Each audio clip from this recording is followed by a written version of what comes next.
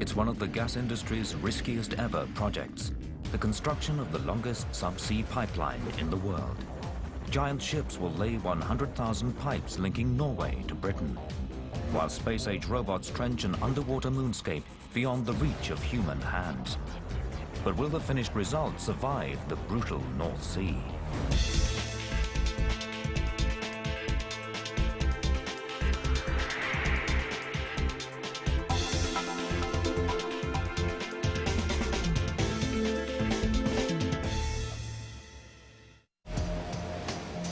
120 kilometers off the coast of Norway is one of the North Sea's largest underwater gas fields. 40 kilometers long and 10 kilometers wide and containing over 300 billion cubic meters of gas, it's called Ormen Lange. Ormen Lange is locked in an icy tomb 3,000 meters below the sea, so deep and so remote that it's considered beyond the reach of man and machine. But the engineers at the Norwegian energy company Norsk Hydro decide that it's too tempting to ignore, because it contains enough gas to supply 20% of the UK's needs for 40 years. The Norwegian engineers know that there's an expanding market for natural gas in Britain, because the coal traditionally used to power the economy there is no longer sustainable. Foreign gas is increasingly being used to power the turbines that create the electricity for homes and factories, and the country needs more of it. So the engineers come up with a plan. It will take 10 years and cost $10 billion US. First, they'll drill the Ormen Lange gas deposit, transport the gas 120 kilometers to one of Norway's largest processing plants at Nyhamna, and then send the processed gas down the Langelet pipeline to the UK. A total distance of 1,200 kilometers. But to build the world's longest subsea pipeline this far and this deep will mean overcoming some major obstacles. They'll need to drill nearly 2,000 meters through the seabed to tap the gas field. To do this, they'll use a rig built right on the sea floor. But the first problem is the Storegga slide. The pipeline that will bring the gas out of the field and deliver it to the plant has to scale this 300-meter underwater cliff face. And the terrain of the sea floor is too rough to lay pipe on, so they'll need to trench it. The gas itself is a dangerous mixture of debris and frozen water, capable of blowing a processing plant apart, so they'll need to adapt the system to handle this gas. The plant is big enough to turn through 70 million cubic meters each day. To handle this massive job, they amass some of the largest industrial ships in the world, each designed to tackle a specific phase of the deep sea construction. Out here in the harsh North Sea, humans are confined to the topside world. But beneath the waves, the brawn work is done by underwater remote-operated vehicles, or ROVs. These machines are so technologically advanced that they're almost the stuff of science fiction.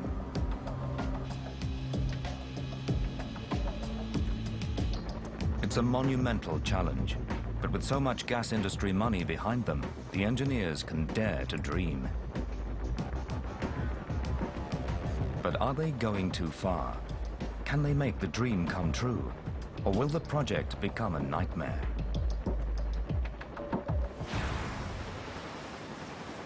First, they search the world for a gas well platform which will work in these torturous seas. Existing designs all fall short. The weather here is too stormy and the water too deep. So they come up with an ingenious solution. If they can't bring the gas up to a rig, why not take a rig to the gas? Inside this warehouse in Tonsberg on the coast of Norway, the key to solving this engineering challenge is built. In a daring move, the engineers combine the function of a surface platform with a seabed drill guide. Called a template, it's essentially an underwater gas platform that will guide the drills through to the gas field and control the well flow. Conventional gas platforms are surface structures manned by an army of workers. But in this case, the platform will be dropped onto the seabed where it's clear of the wild North Sea weather. A drill ship will then dock to it and from above guide the drills through to the gas field. When the drilling is done and the gas is flowing, the drill ship will depart, leaving the template to control the wells. 4 of these monsters will be mounted onto the seabed, and through them, a total of 24 wells will be able to siphon over 70 million cubic meters a day from the gas field. The template will then direct and control the gas flow to a shore-based plant. The entire unit will be operated by remote control from a manned center 120 kilometers away. Richard Bainan is a subsea engineer. The main thing that you've got, the difficulty that you've got, is it's dark, it's the devil of a job to put it in the first place. You've got to get this equipment onto the floor. It's highly valued, highly priced piece of equipment, and then you've got to put it together with robots, and you've got to make sure it doesn't leak. And apart from that, it's easy. The stakes are huge. The engineers have to build it to withstand pressures that would crush a normal submarine, and it has to operate flawlessly for more than 40 years in a harsh saltwater environment. Once it leaves this warehouse and is lowered to the sea floor, there'll be no going back. It will be committed to the seabed forever. The 1,000-ton structure can't float on its own, so it's loaded onto a seagoing barge for transport to the drop site. With all the planning and building behind them, it's now the weather that will determine if the mission is a success or a failure. They plan the 4-day journey to the drop site to coincide with summer, the season of the calmest seas. Not that that means much out here in the North Atlantic. They rendezvous with the world's largest crane ship, the Thialf, a super crane that does heavy lifts at sea. The 2 cranes mounted on board can lift over 14,000 metric tons, about 80 747 jumbo jets. The barge and Thialf wait for a weather window before lift operations can begin. The contract to install the subsea component is worth $21 million US.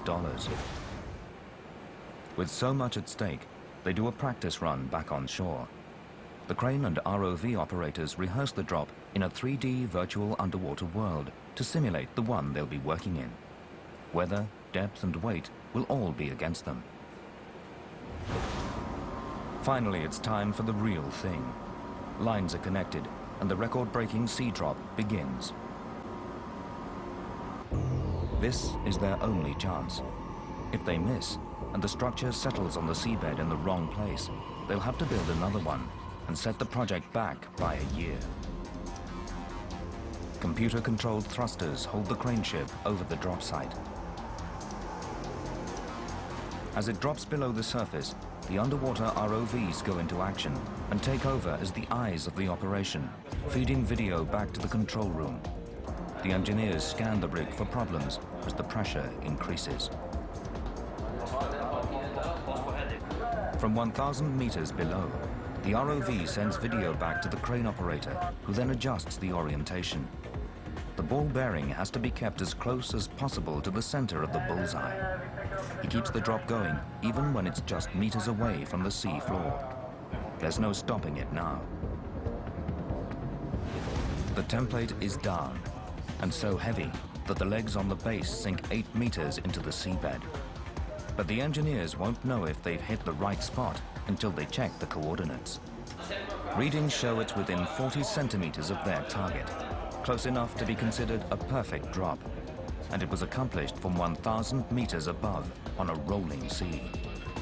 Now that the template has been successfully placed, the next step is to tap the gas field. It will take 2 years to drill the first 8 wells, and they'll need to be ready to go before the pipeline can be connected. A specialized drilling ship called the West Navigator is moved into position over the top of the gas field. The Orman Lang gas wells will be the largest deep-water wells drilled in the world. The engineers use a powered drill head operated from the ship. Once assembled, the pipe is lowered through the bottom of the ship and down 1,000 meters to the template. From there, the drill head travels another 2,000 meters through the seabed to the gas deposit. It then snakes its way through the gas pockets.